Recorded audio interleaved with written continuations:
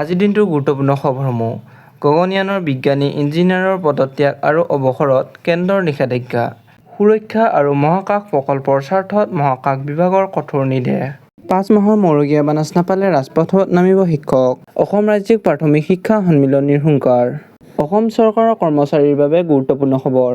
সদনত ৰাজ্য চৰকাৰৰ কৰ্মচাৰী NPS OPSৰ সন্দৰ্ভত গুৰুত্বপূৰ্ণ মন্তব্য কৰিলে মুখ্যমন্ত্ৰী হিমন্ত বিশ্ব শৰ্মাই NPSৰ সন্দৰ্ভত মুখ্যমন্ত্ৰীগৰাকীয়ে কয় যে NPS OPS UPSৰ সন্দৰ্ভত গুৰুত্বপূৰ্ণ মন্তব্য কৰে মুখ্যমন্ত্ৰীগৰাকীয়ে কয় যে কৰ্মচাৰী পৰিষদৰ নতুন কৰ্মচাৰীসকলে NPSত থাকিব বিচাৰে পৰৱৰ্তী কথাবিলাক আমি বুজিয়েই নাপাওঁ মুখ্যমন্ত্ৰীগৰাকীয়ে লগতে কয় যে এতিয়া নিযুক্তি পোৱা চৰকাৰী চাকৰিয়ালে NPS বিচাৰে কাৰণ অৱসৰৰ পিছত OPSতকৈ NPSৰ জৰিয়তে কৰ্মচাৰীসকলে অধিক ধন পাব যিসকলে OPS বিচাৰে সেইসকলৰ বাবে আমি UPS কৰি দিছোঁ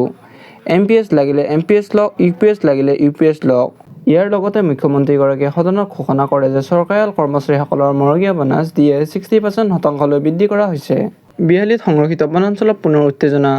বনকৰ্মীক লক্ষ্য কৰি 50 ৰাউণ্ড গুলীচালনা অৰুণাচলী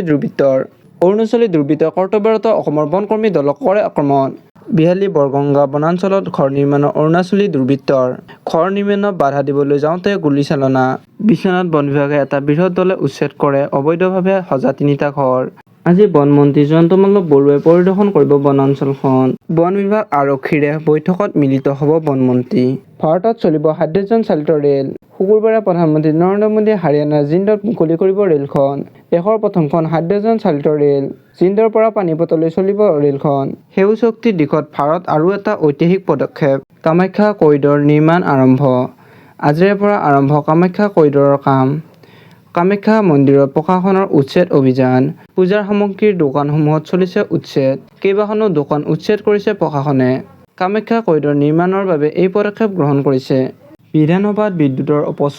বিদ্যুৎ অপচয় ৰোধ কৰিবলৈ বিশেষ নিৰ্দেশনা বিধানসভাৰ বিভিন্ন কক্ষত লাইট ফেন AC বন্ধ ৰখাৰ নিৰ্দেশনা মানুহ নাথাকিলে লাইট ফেন AC বন্ধ ৰখাৰ নিৰ্দেশ বিধানসভাৰ অতিৰিক্ত সচিবৰ নিৰ্দেশনা জাৰি